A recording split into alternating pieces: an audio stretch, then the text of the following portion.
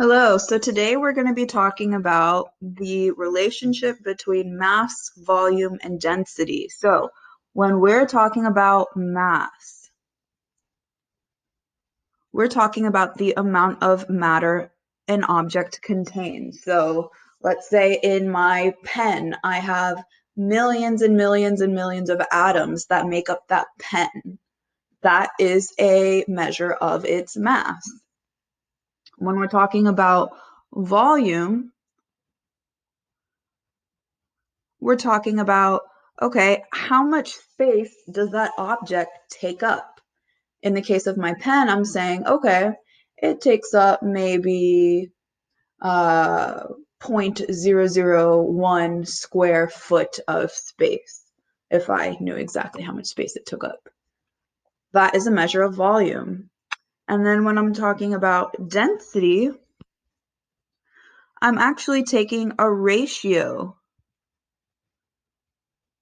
of an object's mass to its volume. I'm dividing the mass by the volume. And that tells us a really distinct value of each and every object's,